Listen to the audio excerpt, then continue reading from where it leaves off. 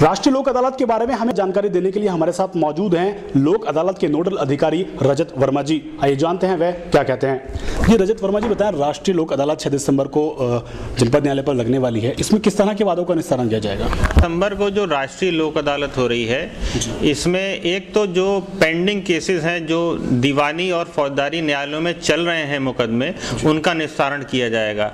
दीवानी मुकदमों में जैसे कि बैंक रिकवरी के केसेस हैं, मोटर एक्सीडेंट के केसेस हैं, या और भी जो विभिन्न पार्टियों के बीच में आपसी विवाद चल रहे हैं, मुकदमे चल रहे हैं, उनको आपसी सहमति के आधार पर निर्णीत किया जाएगा।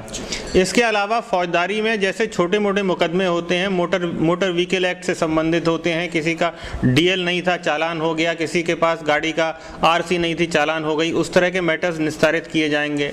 इसके अलावा एक्साइज एक्ट के मुकदमे निस्तारित किए जाएंगे। इसके अलावा जो छमनीय वाद हैं, मतलब जो छोटे मोटे अपराधों से संबंधित जो मुकदमे हैं, उनका निस्तारण कंप्रोमाइज के आधार पर लोक अदालत में किया जाएगा। ये तो हो गए जुडिशियल मैटर्स। इसके अलावा बहुत से नॉन जुडिशियल मैटर्स का भी निस्तारण लोक अदालत में किया जाएगा, जैसे कि फॉर एग्जांपल ARTO ऑफिस में किसी ने ड्राइविंग लाइसेंस के लिए एप्लीकेशन दी हुई है, उसका निस्तारण होगा। RC जारी करने के लिए, परमिट जारी करने के लिए एप्लीकेशन दी है, उस तरह का एप्लीकेशन का निस्तारण होगा। BSNL वालों के बहुत सारे ड्यूज हैं जिनमें उनकी रिकवरी नहीं हो रही है, पैसे की रिकवरी, उसमें हम लोगों ने नोटिस भेजे हैं। BSNL वालों ने हमारे माध्यम से नोटिस भेजे हैं जो भी कस्टमर्स को हैं, उनसे बिलों के संबंध में उसमें आपसी समझौते के आधार पर उसका निस्तारण किया जाएगा। ऐसे जितने भी विभाग हैं, कोई भी विभाग, सरकारी विभाग खाली नहीं रहेगा। जो भी एप्लीकेशंस पेंडिंग हैं, जैसे करेक्शन ऑफ रिकॉर्ड की, म्यूटेशन की, ये तहसीलदार के यहाँ एप्लीकेशन या SDM क्या पड़ती हैं, उनका निस्तारण किया जाएगा।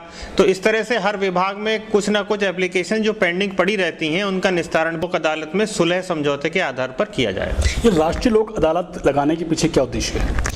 राष्ट्रीय लोक अदालत लगाने के पीछे मेन उद्देश्य तो ये जुडिशियल मैटर्स का तो ये है कि इसमें हमारे देश में आप ये सब जानते ही हैं कि लाखों की तादाद में मुकदमे चल रहे हैं जिनका टाइमली निस्तारण नहीं हो पाता है।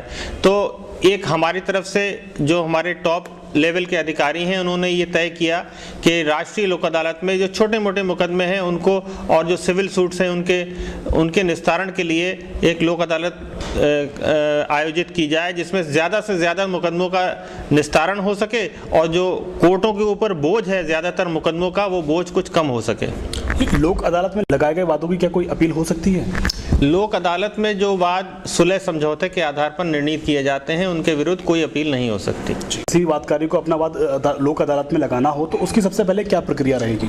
उसके लिए हमारे जो सेक्रेटरी लीगल सर्विसेज हैं, जो सिविल जज साहब हैं, उनके यहाँ एक एप्लीकेशन दी जाती है और उस एप्लीकेशन के माध्यम से हम जो दूसरी पार्टी है उसको तलब करके सुलह समझौते का प्रयास करते हैं। हमारे न्यूज़ चैनल के माध्यम से वादकारियों को क्या संदेश देना चाहेंगे? हम वादकारियों को यही संदेश देना चाहते हैं कि ये जो लोक अदालत, राष्ट्रीय लोक अदालत होने वाली है, ये सभी के फायदे के लिए है और इसमें ज़्यादा से ज़्यादा मुकदमे निस्तारित हो जाएं। इसके लिए आप आगे आएँ और सुलह समझौते का प्रयास करें, जिससे सभी लोग लाभान्वित हो सकें। ये थे राष्ट्रीय लोक अदालत के नोडल अधिकारी रजत वर्मा जी, जो वादकारियों से अपील कर रहे हैं कि ज़्यादा से ज़्यादा वाद अपने लोक अदालत में लगाकर इसका लाभ उठाएं।